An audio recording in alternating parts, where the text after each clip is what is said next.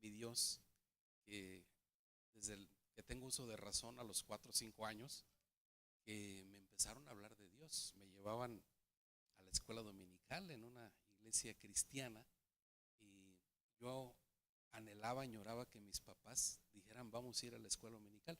Lo hacían como una vez por año. En promedio una vez por año nos llevaban a la escuela dominical. Y yo añoraba que fuera más seguido. Y, y Dios no deja de sorprenderme de lo que Él hace. Y mire, siento en mi corazón hablarle un poquito de la visión que Dios le ha dado a Vida con Propósito. Bueno, usted sabe, el próximo mes, algunos ya lo saben, que están viendo lo que es las redes sociales de aquí, de los grupos de WhatsApp de la iglesia. El 15 de lo que es el siguiente mes, vamos a tener un congreso de jóvenes aquí en este lugar, un mini congreso. Van a venir de otros lugares. El próximo martes vamos a tener una reunión ahí de servidores para ver qué nosotros podemos aportar y apoyar. Y va a haber una bendición maravillosa, pero le explico esto porque rápidamente, un pedacito de lo que es la visión hacia dónde vamos, Vida con Propósito. Este lugar donde estamos ha sido dedicado como casa de oración, como un templo. La visión original que Dios ha puesto en mi corazón, que este lugar va a ser una casa de oración, pero para los jóvenes. Acondicionado, todo preparado para que cientos de jóvenes de aquí, de Zacapu y los alrededores, vengan aquí a orar, vengan y practiquen lo que es el ayuno, lo que es la lectura, lo que es la predicación. Va a ser un lugar, no le voy a dar todos los detalles, un lugar acogedor para los jóvenes. De este lado, aquí a unos 2 o 3 metros de lo que es la cabina, de lo que es la batería, hay un acceso. En la parte de atrás, si usted ha estado en la cancha, ahí va a ser el templo principal, que va a ser como el doble que este. Muy pronto va a pasar eso. Dios ya me lo ha mostrado de hecho, desde hace décadas, Dios me lo ha mostrado. Y yo sé que cada vez, mientras más pasan los días, pues más nos acercamos a eso, así como la segunda venida de Jesús. Y entonces dirá, pastor, pero pues apenas cuando tenemos un evento especial en que viene el pastor Alex Escobedo, en aniversarios llenamos lo que es estas sillas. Gracias a Dios que tuvimos que anexarle algunas sillas más a las 200 que hay aquí para lo que es aniversarios. Y usted, ¿por qué piensa en hacer algo acá? Porque pues yo ya lo estoy viendo.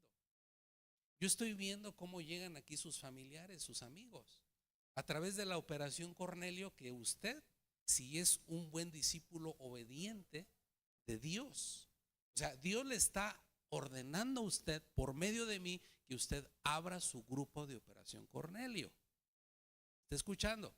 Entonces, en ese grupo de Operación Cornelio, usted está cada semana tras semana tras semana, está insistiendo a sus familiares, a sus amigos, a sus vecinos, compartiéndoles el Evangelio, hablándoles de Cristo. Entonces, a través de esa red de grupos de Operación Cornelio, vamos a evangelizar a toda esta región. ¿Está escuchando? De hecho, si usted no lo sabe, recientemente se abrió un grupo de niños en Los Espinos. En Los Espinos no existe un templo, una construcción de una iglesia cristiana. De hecho, no existe un pueblo evangélico como tal, pero lo va a existir muy pronto. Y ya empezó. Entonces, cada semana estamos yendo allí, lo que es en la familia Arroyo Maldonado abrió las puertas de su casa. De hecho, hasta la iglesia Vida con Propósito ya aportó. ¿Para qué? Para poner un techo ahí en el patio, donde caben unos 30 niños. Y vamos a aportar para ponerles el piso. De hecho, ya nos llevamos unas fueron 19 sillas, de las que tenemos ahí guardadas, de las que usamos en décadas atrás para la iglesia, antes de tener esas, para usarlas ahí. Vamos a necesitar unas mesas también, dejarlas, no andar llevando y trayendo mesas, para dejarlos permanentemente allí.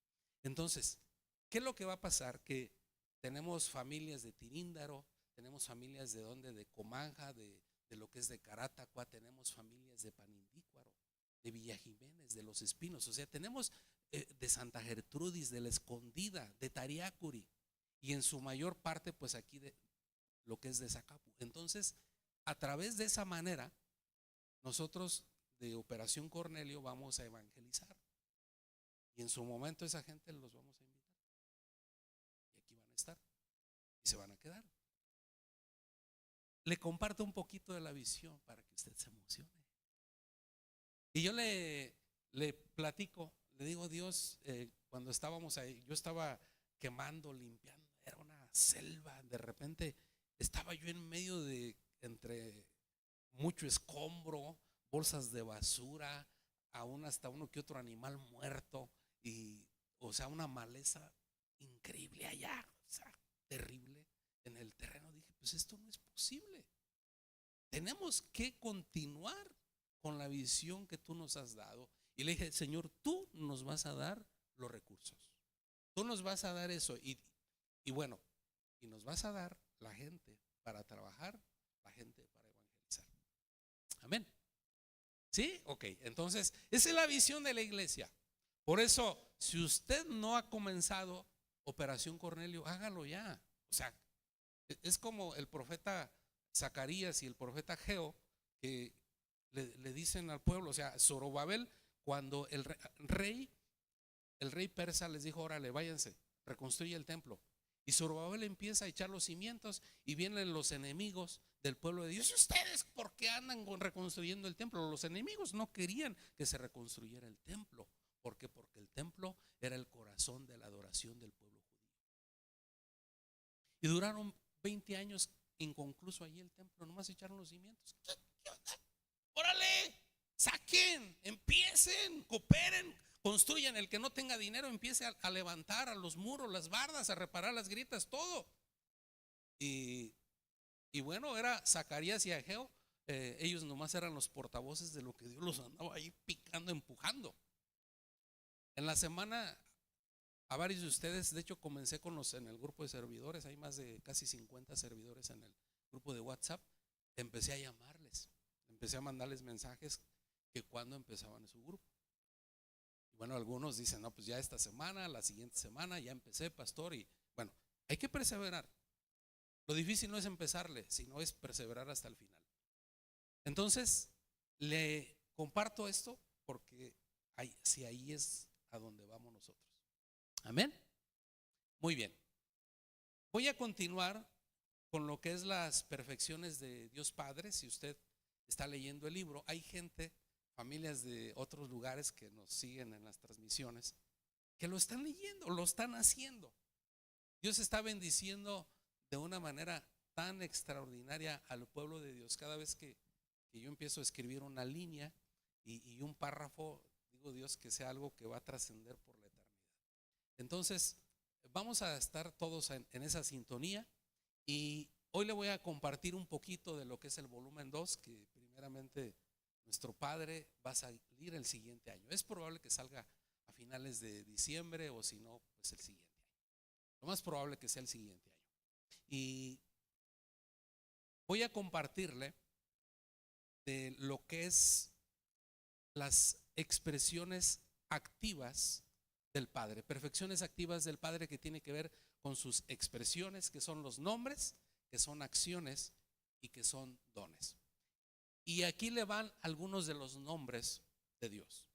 ¿Cuáles son los nombres de Dios o los títulos de Dios que son perfectos? Que es Rey de Reyes, Señor de Señores, Padre de las Luces, Alfa y Omega, el primero y el último, Torre fuerte, la roca, juez, estandarte, Dios vivo, Dios de los ejércitos, Dios de dioses, Dios de la verdad, Dios de toda carne, Dios de los espíritus, Dios del cielo, el ángel, el anciano de días, el esposo temible, incomparable y maravilloso. ¿Cuántos de esos usted ha escuchado ya las prédicas? Entonces, hoy voy a hablar acerca del Dios del cielo, porque normalmente nosotros nos referimos a Dios como nuestro Padre, y claro que Él lo es nuestro Padre y nuestro Dios. Pero uno de los títulos y nombres de nuestro Padre es que Él es el Dios del cielo. Y vamos a ver qué significa. ¿Qué significa el Dios del cielo? Y vamos a ver el argumento bíblico. El Padre es el Dios del cielo, Yahvé, el soberano, el creador de los cielos y la tierra. Los salmistas lo mencionan. Ahí me van siguiendo. Salmos 146:6, que hizo los cielos y la tierra, el mar y todo lo que en ellos hay. Los profetas lo afirman. Porque así dice el Señor que creó los cielos, el Dios que formó la tierra y la hizo, la estableció, y no la hizo un lugar desolado, sino que la formó para ser habitada. Yo soy el Señor y no hay ningún otro. El Dios del cielo es el Dios altísimo que reina desde el firmamento. El Señor ha establecido su trono en los cielos y su reino domina sobre todo. El Dios supremo, dueño de todo, es el dueño de todo. Lo cantábamos hace un momento. Porque todo es de ti, todo es para ti, tuya es la gloria. Porque de Él, por Él y para Él son todas las cosas. El Dios del cielo está en su trono, de donde gobierna, pero también escucha las oraciones de sus hijos. Lo vemos en Mateo capítulo 6, cuando los discípulos le pidieron a Jesús: Maestro, enséñanos a orar. Y Él les dice: ustedes van a orar así: Padre nuestro que estás, ¿dónde? En los cielos. Santificado sea tu nombre, venga tu reino. Entonces el reino, el Padre gobierna, el Dios del cielo, su trono está en los cielos y Él gobierna desde allá. Allá está sentado en su trono alto y sublime, majestuoso, porque Dios es un Dios sublime, majestuoso. Vamos a ver en la Escritura. La primera vez que es mencionado el Dios del cielo lo vemos en Esdras capítulo 5 versículo 2. Veamos. El Dios del cielo fue reconocido por Zorobabel. ¿Cuántos de ustedes han leído el Antiguo Testamento? Si usted ya tiene un año como cristiano, debería de haber leído ya la Biblia de pie a pa. Si usted es un buen cristiano sistemático que le gusta leer la palabra, leyendo 3 capítulos diarios, 5 el domingo, usted lee toda la Biblia de pie a pa en un año. Pero si usted hace un extra y lee 5 o 6 capítulos diarios, usted la va a leer 2 veces por año. Entonces hay cristianos que tienen 10 años como cristianos y no han leído ni siquiera todo el Antiguo Testamento. Con trabajo, el Nuevo Testamento. Entonces, si usted ha leído el Antiguo Testamento, ha escuchado de que el pueblo de Israel estuvo 70 años en cautiverio en Babilonia. Fueron desterrados, despatriados, sirvientes ¿de qué? Del antiguo imperio, lo que es primeramente Babilonia, y luego el antiguo imperio ¿qué? Medo-persa. Y vamos a ver que después de 70 años, los reyes persas, inspirados por Dios, el Espíritu de Dios, les dice: ¿sabe qué le dijo a Zorobabel? ¿Sabes qué es Zorobabel? Con un grupo de personas vas a ir y vas a reedificar el templo que construyó Salomón. Ese templo que fue destruido y que no quedó piedra sobre piedra en él, lo vas a reconstruir.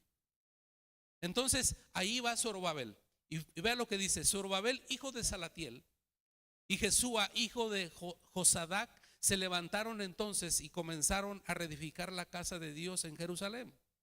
Y los profetas de Dios estaban con ellos apoyándolos. En aquel tiempo, Tadnai, gobernador de la provincia al otro lado del río, y Setar Boznai y sus compañeros vinieron a ellos y les hablaron así: ¿quién les dio orden de reedificar este templo y de terminar este edificio? Y así nos respondieron: somos los siervos del Dios del cielo y de la tierra, y estamos reedificando el templo que fue construido hace muchos años, el cual un gran rey de Israel. ¿Quién lo edificó? Salomón edificó y lo terminó.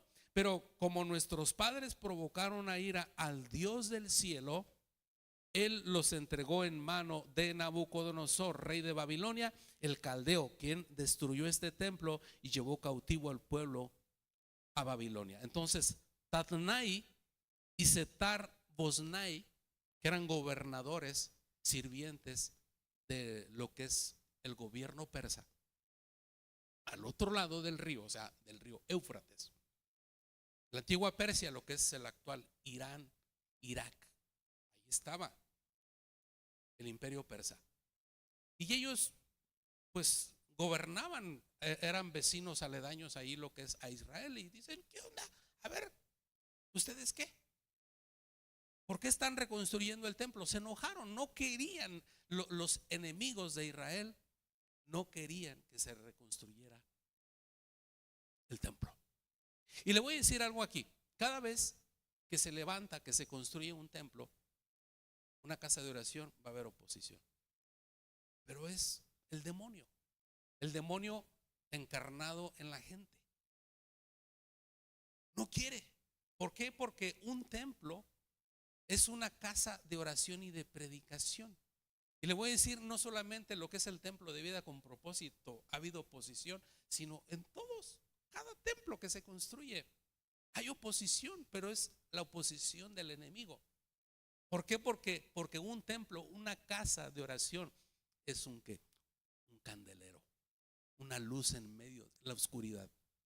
Entonces, vamos a ver que fue reconocido por Zorobabel después de 21 años de que Zorobabel llegó, ya cuando los andaba ahí con una especie de, estoy hablando metafóricamente, de garrocha, ¿no? O investigue lo que es una garrocha. Les andaban picando los profetas Ageo y Zacarías. Ándale, vamos, termínenlo. Y lo hicieron, a pesar de esa oposición. Y le voy a decir, a pesar de que el mismo Satanás Lucifer se encarne con sus legiones demoníacas y se opongan a la obra de Dios, la obra de Dios va a seguir. Porque hay un Padre, un Dios del cielo que la defiende. Va a seguir, va a continuar. La iglesia ha sobrevivido ante la persecución, ante la oposición, ante el mismo pecado. Ante el mismo pecado de los que dirigen la iglesia, ante el mismo pecado del cuerpo de Cristo, y va a sobrevivir. Y es su novia, es su esposa que Cristo compró con su sangre preciosa. Vamos a ver que el Dios del cielo es reconocido por los reyes paganos. Esdras 7:21, ve lo que dice: yo, el rey Artajerjes, proclamo un decreto a todos los tesoreros que están en las provincias más allá del río, que todo lo que les pide el sacerdote Esdras escriba de la ley. Ojo, en esta historia se menciona 3 veces el Dios del cielo. En la ley del Dios del cielo se ha hecho puntualmente todo cuanto ordene el Dios del cielo, sea hecho con esmero para la casa del Dios del cielo, no sea que venga ¿qué? La ira contra el reino del rey y sus hijos. Artajerjes está dando la indicación, hay que dejarle, vamos, la puerta libre a Esdras. Esdras fue el segundo grupo del remanente del pueblo de Israel que regresa. Ya había primero incursionado Zorobabel con un grupo de más de 40,000 judíos, y va Esdras con un grupo más reducido, que es un sacerdote, que es un escriba y que es un maestro de la ley. Y el rey pagano está reconociendo a Dios. En 3 ocasiones menciona al Dios del cielo. Le tenía miedo, aunque ellos adoraban a ídolos mudos, pero reconocían a Yahvé como el Dios del cielo. Y dice, pues ay de mí si no lo hago. Y vamos a ver que el Dios del cielo fue reconocido por el profeta Daniel. Vamos a ver un poquito más.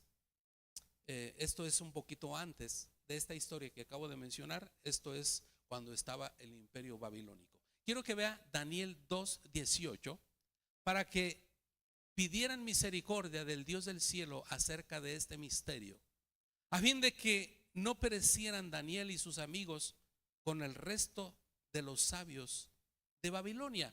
Porque aquí la cuestión es que Nabucodonosor tuvo un sueño muchos teólogos lo dicen el coloso que soñó Nabucodonosor, que era una estatua enorme, con su cabeza de oro, seguía con el pecho también mezclado con metales en aleación, y va y llega hasta los pies de barro. Y lo que el rey Nabucodonosor le perturba este sueño, manda a llamar a los adivinos, hechiceros, descífrenme lo que yo soñé. Y los hechiceros le dicen, pues platícanos el sueño y te vamos a dar la interpretación. No les voy a revelar nada. Tan poderosos hechiceros son. Ustedes descifren lo que yo soñé y díganme la interpretación. Entonces los hechiceros empiezan a sudar frío y a sudar todo lo que puede sudar el ser humano de miedo, porque Nabucodonosor les dice: si ustedes no me descifran lo que yo soñé, a todos los voy a descuartizar junto con sus familias. Entonces se entera Daniel de esto y le dice a sus 3 amigos: ayúdenme a orar para que el Dios del cielo me revele los misterios. Y el Dios del cielo le revela al profeta Daniel lo que Nabucodonosor soñó. Y le dice: ¿sabe que usted soñó una gran estatua?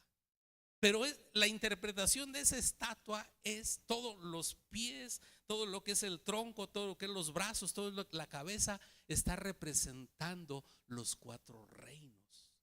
Está representando el reino babilónico, el reino medo-persa, el reino griego que viene con Alejandro Magno, y después viene a representar, a culminar con el reino romano, el imperio romano, que duró cerca de 1400 años con la caída de Constantinopla, la actual Estambul. Y vamos a ver lo que dice Daniel 2:44. En los días de estos reyes, vea, va la interpretación. El Dios del cielo levantará un reino que jamás será destruido. Vea la profecía de Daniel. Y este reino no será entregado a otro pueblo, desmenuzará y pondrá fin a todos aquellos reinos, y él permanecerá para siempre. Ve lo que está diciendo, es una profecía de Daniel. Dice: cuando esté el imperio romano, se levantará otro reino. ¿De cuál reino está hablando? El reino de Dios.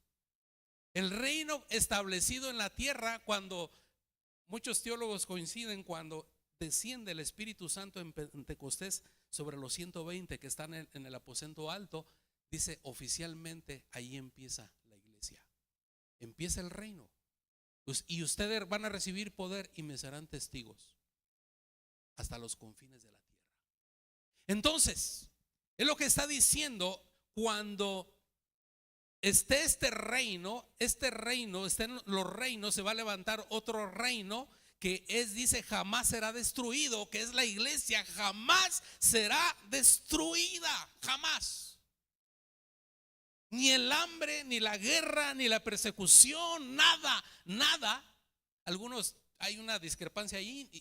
Ni la gran tribulación. Algunos teólogos dicen la iglesia no va a sufrir la gran tribulación, sino que va a ser arrebatada. Algunos dicen pues va a pellizcar la gran tribulación. Algunos dicen sí va a sufrir la gran tribulación. Y aunque la iglesia sufriera la gran tribulación, nos tocara eso, o pellizcar la gran tribulación, que va a ser muy terrible, nadie quisiera estar ahí. Usted no quisiera estar ahí.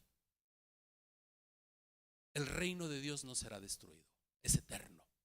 La iglesia, el cuerpo de Cristo, jamás va a poder ser derrotada. ¿Por qué? Porque tiene un Padre defensor, un Dios todopoderoso, el Rey de gloria, el Rey eterno. Vamos a ver, el Dios del cielo es reconocido por los salmistas. Ve lo que dice: den gracias al Dios del cielo, porque para siempre es su misericordia. Den gracias al Dios del cielo, porque para siempre es su misericordia. Agradezcamos al Dios del cielo. Pese a estar sentado Dios en un trono alto y sublime, donde en el cielo, descendió y habitó entre nosotros. Ese Dios del cielo descendió y habitó entre nosotros. Juan 1:14. Vea lo que dice. ¿Qué dice Juan 1:14?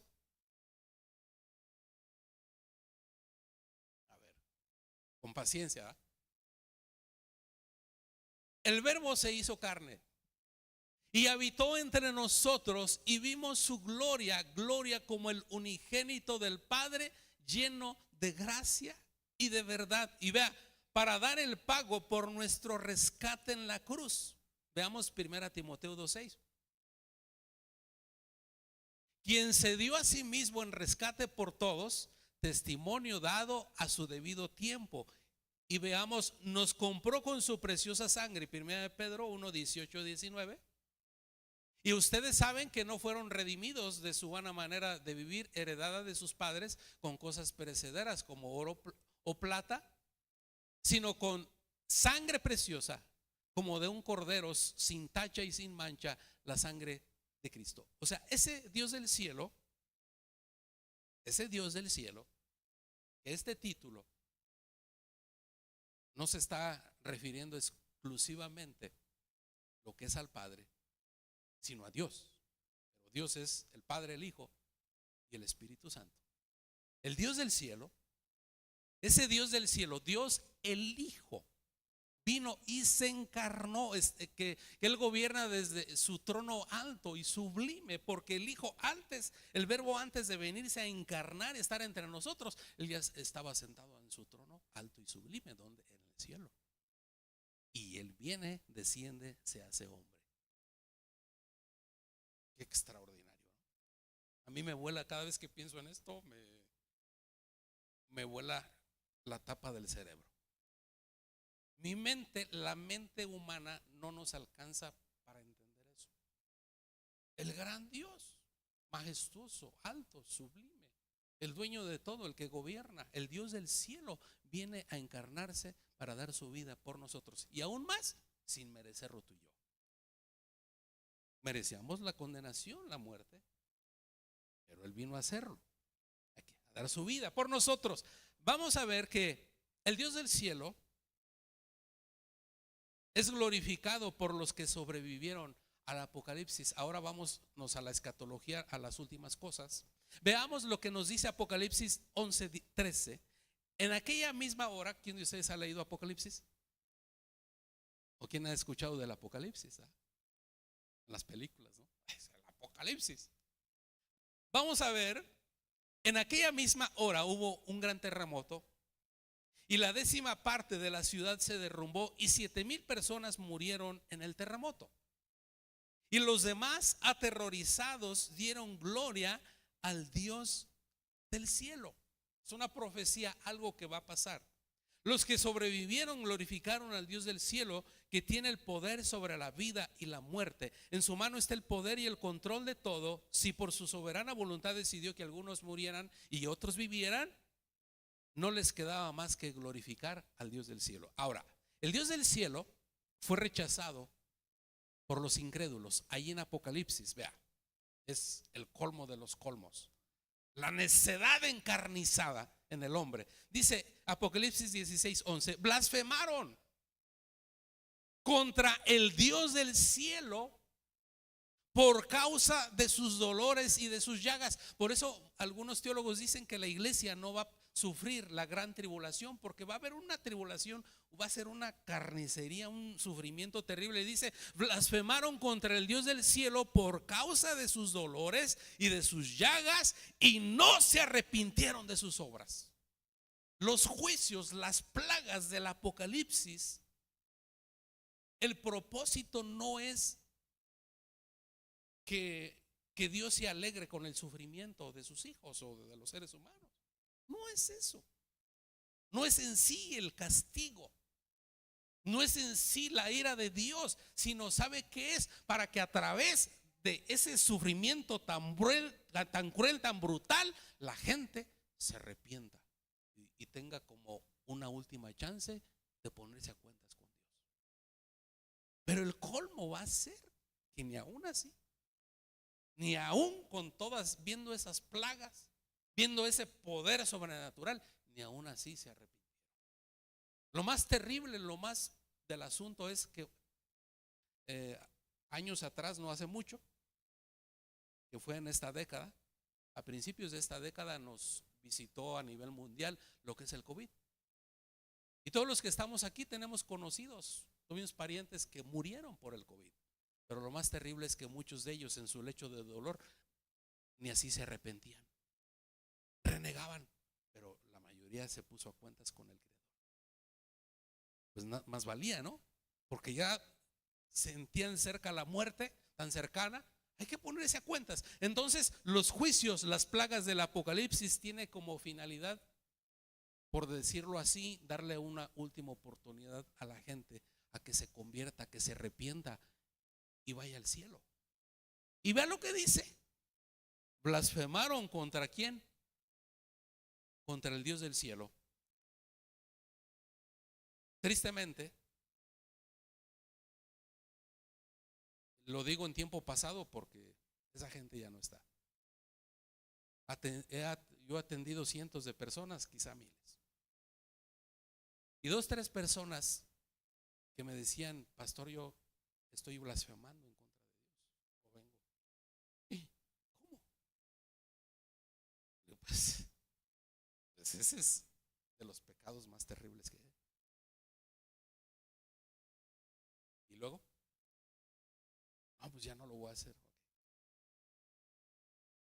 Pero ya después pasaba el tiempo y seguían ellos renegando, blasfemando. Le digo: tienes que arrepentirte, porque el Dios del cielo escucha todo lo que tú hablas y todo lo que tú piensas. Aún escucha tus pensamientos, y desde antes de que tú los tengas, Él ya sabe lo que vas a pensar. Y bueno, pues sucedió lo inevitable, que esa gente murieron trágicamente, tristemente. O sea, blasfemar en contra de Dios, no sabes ni lo que está haciendo, no sabes ni lo que estás diciendo, no lo sabes ni lo que estás pidiendo. Ten cuidado. Es increíble cómo acabamos de ver historias que reyes paganos, reyes llenos de orgullo, de soberbia, con toda la riqueza, que se sentían hasta dioses. Los antiguos reyes persas decían: no, Dios, corre tú, Zorobabel, vámonos, ándale, construye ese templo que destruyeron nuestros antecesores, ese templo que construyó Salomón, reconstrúyelo. Ándale, Esdras, corre. Ándale, Nehemías, corre a reconstruir los muros. Sí, te doy, pero ándale, corre. Y dice: no sea que el Dios del cielo vaya contra mí, contra mi familia. Más bien, a veces, gente pagana le teme más al Dios del cielo que los mismos cristianos. ¿Cuántos están escuchando todo esto que estoy diciendo? Es triste que muchos no aprovechan el dolor y sufrimiento como una oportunidad para corregir su vida y renunciar a su mal comportamiento. Escuche, por favor, esto es oro molido. Esto Dios me lo dio en una madrugada. Y en las madrugadas es cuando Dios me habla. También me habla a cualquier hora, pero me inspiró a escribir esto. Vea, es triste que muchos no aprovechan el dolor y sufrimiento como una oportunidad para corregir su vida y renunciar a su mal comportamiento. Al contrario, blasfeman, maldicen, culpan al Dios del cielo, que todo lo ve, que todo lo escucha, que todo lo sabe. Pero si Él permite que sus hijos sean atormentados con las plagas del Apocalipsis, algunos tienen una postura diferente. Dicen que los hijos de Dios no van a atravesar por esas plagas. Es porque desea que vuelvan su corazón a Él. Si la voluntad del Padre es que suframos, es porque nos ama y desea perfeccionarnos. Cuando enfrentemos tribulación, nunca reneguemos contra Dios ni contra nadie. Al contrario, alabemos al Dios del cielo, porque para siempre es su misericordia. Ahora, en Apocalipsis leímos 2 textos, 2 escenarios diferentes. Dice que hubo un terremoto y que 7,000 personas murieron aplastados. Y los sobrevivientes, dice, glorificaron al Dios del cielo. O sea que sí se puede. En la calamidad, viendo: híjole, ahí se quedó mi papá, híjole, ahí se quedó mi hermano, fue aplastado. glorificaron al Dios del cielo. Y dice, y leímos otro texto que traían llagas, traían, y vea, uno de los sufrimientos, de los males más terribles que puede sufrir el cuerpo humano son las llagas varicosas. Yo he tenido que orar, me han llamado de emergencia: pastor, venga a orar por mí porque estoy a punto de matarme, de suicidarme. Pues ¿qué pasó? Llagas varicosas. No doy más detalles, pero ay, padre, pues. Y ya luego investigué, y gracias a Dios, ahí movilizándonos con un anestesiólogo, ya nos sugirió claro, oramos la paz, la presencia del Espíritu Santo. Bueno, ¿qué si será un dolor, un ardor tan terrible? Y un anestesiólogo dice: mira, hay una inyección, es un neuroléptico que los tranquiliza a las personas, para que no van a cometer una tontería, una inyección. Después investigué sobre esas llagas varicosas y ay, Padre Santo. Entonces, claro, hay sufrimientos que son extremos. Y esa gente blasfemó en contra de Dios. No blasfemaron por los muertitos, 7,000 muertitos aplastados. Será porque su sufrimiento físico, no había un sufrimiento en el alma, pero no físico, fueron aplastados los otros. Dicen: no, pues yo me salvé, glorificaron a Dios. Pero cuando tocó en carne propia, blasfemaron contra el cielo. Cuidado con esto. Cuidado. Job, aún siendo perfecto, dice la Escritura que lo describe como perfecto y recto delante de Dios. No tanto que haya blasfemado, no blasfemó contra Dios, pero en un momento él renegó. Todo su cuerpo, si ha leído el primer libro que escribí de lo que es Perfecciones que traen sanidad, desgloso una serie ahí de principios, de enseñanzas acerca de las calamidades, sufrimientos de Job. Y él estuvo lleno de llagas, todo su cuerpo supuraba. Dice la Escritura que aún le tenía que rogar a su sirviente para que curara su cuerpo. Él dice, Job dice: aún a mi esposa le da asco mi aliento. Me han abandonado, todos los niños se ríen, se burlan de mí. ¿Dónde están mis hermanos? ¿Dónde está nadie? Ni siquiera su sirviente, que pues él le pagaba al sirviente. Dice: le tengo que casi que hacer caravana y hincarme para que él me pueda curar. Y en su momento de tormento, de sufrimiento por las llagas en su cuerpo, Job mencionó cosas que no debía decir, pero después se arrepintió y le pidió perdón a Dios. Póngase de pie, por favor. Al buen entendedor, pocas palabras. ¿Cuáles pocas? Creo que es muchito, sí, son varias cosas. Póngase de pie. Uno de los nombres de nuestro Padre perfecto, es que Él es el Dios del cielo. Él lo hizo. Él hizo los cielos y la tierra. Y su trono, Él gobierna desde el cielo, que está sentado en un trono alto y sublime. ¿Qué sublime? Majestuoso. Por eso cada vez que usted cante santo, santo, santo, 3 veces santo, santísimo, no se refiere nada más a la santidad moral de Dios, sino a su santidad majestuosa, que Él es sublime. Señor, gracias. Gracias, Padre eterno. Eres infinito, eres el creador de todo. Eres el Dios del cielo, reconocido aún por los reyes paganos, reconocido por los profetas, por el profeta Daniel, por el profeta Jeremías, reconocido por quién, por el sacerdote y escriba Esdras, por Zorobabel. Eres el Dios del cielo, que habitas en un trono alto y sublime. Señor, ahora invocamos tu nombre, clamamos, Señor, para que tú nos des fortaleza en nuestro corazón, en nuestro espíritu, y para que nos libres, Señor, de blasfemar como en esas profecías que vemos en el Apocalipsis, donde muchos por ese extremo sufrimiento y tormento en sus llagas, en su cuerpo, blasfemaron en contra de ti. Ni aún así, Señor, se arrepintieron de sus pecados. Permítenos, Padre, cada vez que nosotros atravesemos, experimentamos algún dolor, un sufrimiento, que no necesariamente es por algún pecado, pero todo sufrimiento nos lleva a perfeccionarnos. Todo sufrimiento, toda tribulación que atravesemos nos lleva a la perfección. Tú la permites para que nuestra vida sea perfeccionada. No tanto, no es un castigo, Señor.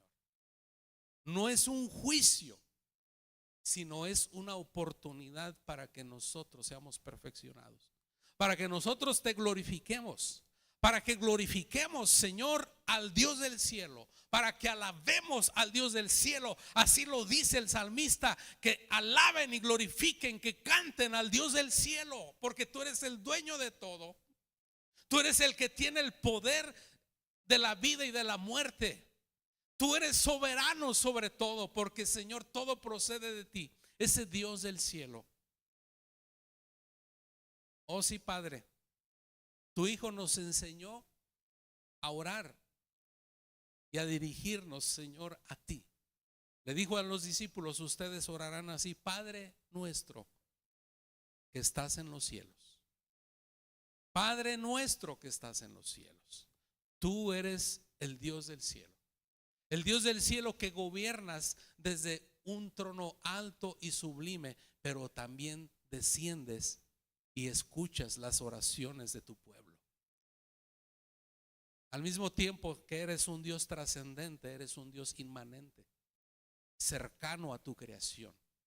Gracias, Señor, porque tú escuchas nuestras oraciones. Ese Dios del cielo que trasciende el tiempo, que no está limitado por el tiempo o por el espacio, ni por la muerte, porque eres un Dios inmortal. Ese Dios del cielo todopoderoso nos escucha. Ese Dios del cielo te escucha. Ese Dios del cielo que gobiernas todo nos abraza. Envía su espíritu, Señor, para fortalecernos. Envía tu espíritu, Dios del cielo. Vamos, levanta tus brazos. Levanta tus manos, levanta tus brazos. Tú, Dios del cielo, revélame tu palabra, revélame tus misterios, así como el profeta Daniel clamó a ti, al Dios del cielo, que fuera revelado los misterios eternos. Ese Dios del cielo que nos habla, que nos enseña, que nos guía. Ese Dios del cielo que nos dirige a cada instante. Ese Dios del cielo que nos ama tanto. Ese Dios del cielo sentado en su trono alto y sublime, que gobiernas todo, pero también nos escuchas, nos abrazas, nos envuelves. Señor, gracias. Permite que te podamos glorificar siempre. Bendito eres, Dios del cielo, Dios de los cielos, Dios de la tierra, Dios de toda carne, Dios de los espíritus, Dios de los espíritus de toda carne, el anciano de días, el esposo, el Dios de la verdad, el Dios de los ejércitos, el Dios vivo, el Dios temible, el esposo, el incomparable, el Dios del cielo maravilloso. Te damos gracias. Amén y amén.